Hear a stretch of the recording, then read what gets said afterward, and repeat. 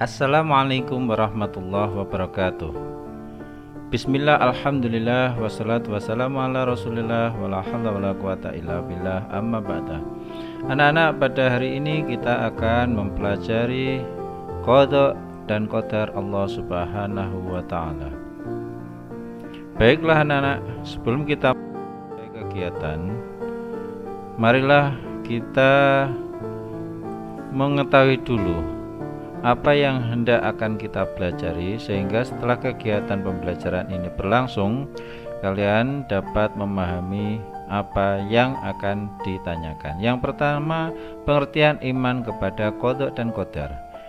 2. Pembagian takdir. 3. Dalil nakli tentang adanya takdir. 4. Keterkaitan antara takdir, ikhtiar, dan tawakal. Yang kelima, fungsi iman kepada takdir Allah. Baik, pengertian beriman kepada qada qadar. Qada dan qadar atau takdir berasal dari bahasa Arab. Qada secara bahasa berarti ketetapan, ketentuan, ukuran, takaran, atau sifat. Qada secara istilah yaitu ketetapan Allah yang tercatat di Lauhil Mahfuz, papan terpelihara sejak zaman azali. Ketetapan ini sesuai dengan kehendaknya dan berlaku untuk seluruh makhluk atau alam semesta. Adapun qadar atau takdir secara bahasa berarti ketetapan yang telah terjadi atau keputusan yang diwujudkan. Qadar atau takdir secara istilah adalah ketetapan atau keputusan Allah yang memiliki sifat maha kuasa, qadir, atas segala ciptaannya, baik berupa takdir yang baik maupun takdir yang buruk. Ciptaan Allah ada kalanya terwujud setelah melalui proses alam atau mengikuti hukum sebab akibat, yakni disebut al-khalqu, seperti wujudnya anak karena adanya orang tua, dan wujudnya harta benda karena hasil usaha manusia. Ada kalanya ciptaan Allah terwujud seketika tanpa proses, yakni disebut al-amru, kun fayakun, jadilah maka jadi, seperti wujudnya Nabi Isa tanpa ada bapaknya. Takdir mubram dan takdir mu'alak. Takdir mubram ialah takdir atau ketetapan Allah yang tidak dapat diubah oleh siapapun. Contoh-contoh takdir mubram adalah setiap makhluk pasti akan mengalami kelahiran. Takdir mu'alak ialah takdir yang masih dapat diubah melalui usaha manusia. Setiap hamba diberi peluang atau kesempatan oleh Allah untuk berusaha mengubah keadaan dirinya menjadi lebih baik. Dalil nakli adalah dalil yang diambil dari Al-Quran atau hadis. Berikut adalah dalil tentang qada dan qadar Allah atau takdir Allah. Bismillahirrahmanirrahim. Qul la yusibana illa ma kataballahu lana huwa maulana wa 'alallahi falyatawakkalul mu'minun. Artinya, katakanlah, sekali-kali tidak akan menimpa kami melainkan apa yang telah ditetapkan oleh Allah bagi kami. Dialah pelindung kami dan hanya kepada Allah orang beriman harus bertawakal. Quran surat At-Taubah ayat 51. Kaitan antara takdir, ikhtiar, dan tawakal. Takdir adalah takaran ukuran ketetapan peraturan undang-undang yang diciptakan Allah tertulis di Lauhil Mahfuz sejak zaman azali dan berlaku bagi semua makhluknya.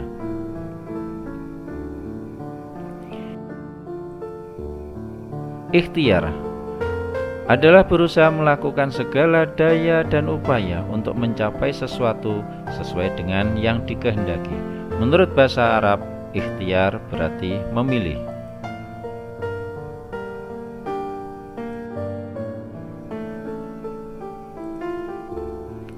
Tawakal diartikan dengan sikap pasrah dan menyerahkan segala urusan kepada Allah.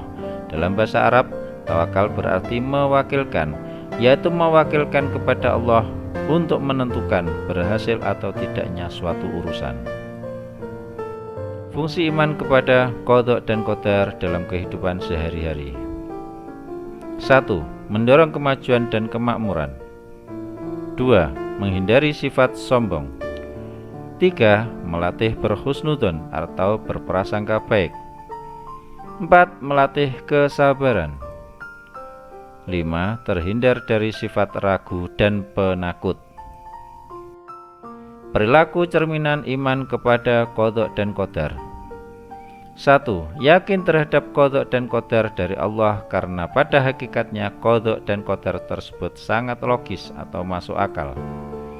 2. Pemahaman yang menyeluruh mengenai qadha dan qadar akan melahirkan pribadi yang mau bekerja keras dalam meraih sesuatu. 3. Allah tidak akan menyalahi hukumnya, sunnatullah, sehingga manusia harus yakin akan kekuasaannya atas hidup dan kehidupan manusia. 4. Tidak boleh sombong apabila kita berhasil meraih sesuatu, sebab segala sesuatu yang kita raih adalah atas kehendak Allah. 5. Tidak boleh putus asa. 6. Mampu menyusun strategi, khususnya dalam hal pekerjaan sehingga hasilnya efektif dan efisien. 7. Bersyukur apabila memperoleh rezeki, apapun bentuknya, dan senantiasa bersabar apabila mendapatkan ujian atau musibah. Evaluasi.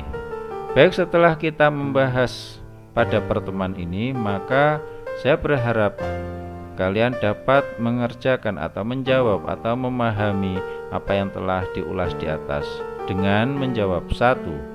Jelaskan pengertian iman kepada qadha dan qadar. 2. Jelaskan pembagian takdir. 3. Sebutkan dalil nakli tentang adanya takdir. 4.